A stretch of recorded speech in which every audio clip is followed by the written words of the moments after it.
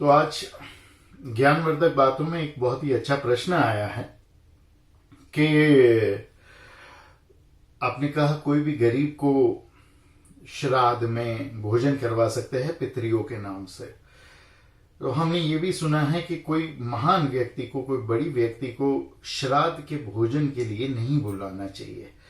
तो अर्थात ये भी होता है कि ब्राह्मणों का हम सम्मान करते हैं तो ब्राह्मणों को भी नहीं बुलाना चाहिए। पवन जी का ही प्रश्न है, ऐसा क्यों है?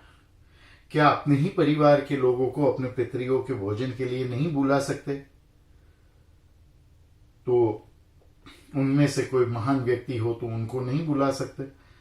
ऐसा कायदा नियम क्यों है? इसका वैज्ञानिक कारण आप हमको कृपा करके बताएं, क्योंकि आप वैज्ञानिक कारण देकर हमको सब कुछ समझाते हैं।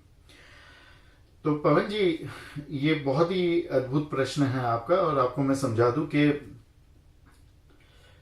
जो पितरी आते हैं उनसे ज्यादा सम्मान हम किसी और को नहीं दे सकते। इस वजह से हम किसी महान व्यक्ति को नहीं बुलाते हैं। लेकिन वही व्यक्ति, अगर कोई महान व्यक्ति हो और परिवार का सदस्य हो तो उसको हम बुला सकते हैं, उसको हम भोजन करवा सकते हैं, क्योंकि वो उस व्यक्ति के भी पितरी होंगे तो वो सम्मान पितरियों को उतना ही देगा जितना आप दे रहे हो। तो इस वजह से कि जो आपके पितरियों की सम्मान ना करे, या जो व्यक्ति आपके पितरियों को आप छोड़ के उनको ज्यादा सम्मान देने दौड़ो, वैसे व्यक्तियों को पितरियों के भोजन के लिए नहीं बुलाना चाहिए। ये नियम इस कारण से है कि पितरियों को बुरा नहीं लगना चाहिए। तो फिर आप कहोगे कि गुरुजी, आप तो कहते हो कि हमारे जीन्स से जुड़ा हुआ है, हमारे जीन्स में गड़बड़ी होती है, हमारे जीन्स ही हमारे पितरी है, तो हमारे जीन्स को कहां बुरा या अच्छा लग सकता है? तो जैसे आपको पहले कहा था कि ये श्राद्ध का काम श्रद्धा से ही होना चाहिए, तो ये श्राद्ध का काम अगर श्रद्धा से होना चाहिए तो ये बात पक्की है कि श्राद्ध के समय में आप ये मान के चलो श्रद्धा से, पूरे विश्वास से कि पितरी आते ही है और तृप्त होते ही है। और ये पूरी विगत हमने आपको कुछ दिन पहले, जब से हमने ये टॉपिक को शुरू किया है, समझा दी है। अब ये बात श्रद्धापूर्वक आप इसका पालन करिए और इसको चलाइए। आप अगर ब्राह्मण को भी बुलाते हैं तो बुलाओ, पर पितरियों से ज्यादा सम्मान उनको मत दो, है ना? और जो पहले मेहमान बुलाते हो उनको भोजन कर लेने दो और फिर आप भोजन करो। उनके भोजन करने से पहले आप भोजन नहीं कर सकते, है ना?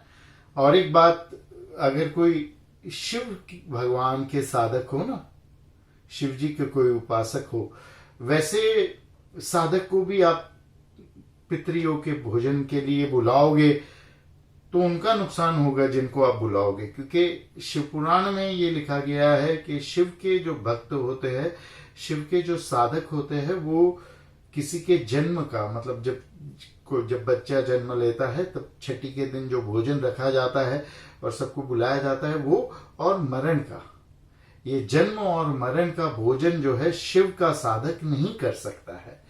अभी इसका वैज्ञानिक कारण भी बता दूं, वरना फिर वापस कोई ईमेल भेजेगा कि इसका वैज्ञानिक कारण बताओ। क्योंकि जो शिव है वही जीव है। आप देखोगे शिव जी की परिक्रमा भी पूरी नहीं लगती है। ये भी आपको एक बार शो में बताया था कि सारे देवी देवता आपको चक्कर में डालते हैं जन्म मृत्यु के, लेकिन शिव जी बोलते बेटा वापस जा, वापस जा, चक्कर में मत फंस, वापस जा। तो जब आप शिव जी की उपासना करते हो, शिव जी की साधक हो, तो आपको जानना चाहिए कि मैं आत्मा हूं, शरीर नहीं, मेरा ना जन्म है ना मृत्यु है। और ये विचार आपको मोक्ष की ओर ले जाता है। पर आप जन्म और मृत्यु का भोजन करने जब जाते हो तब यही विचार आपको बांध देता है कि ये जन्म भी है और मृत्यु भी है। इस वजह से शिव जी के उपासक जो है, इनको ये जन्म के और ये श्राद्ध का भोजन, मृत्यु का भोजन, तेरवे का भोजन, ये सब करने नहीं जाना चाहिए। तो जो ब्राह्मण शिव जी के उपासक हो, साधक हो, उनको जाना नहीं चाहिए और उनको आपको बुलाना नहीं चाहिए। तो उम्मीद करता हूँ आप समझ गए ये सारी बात।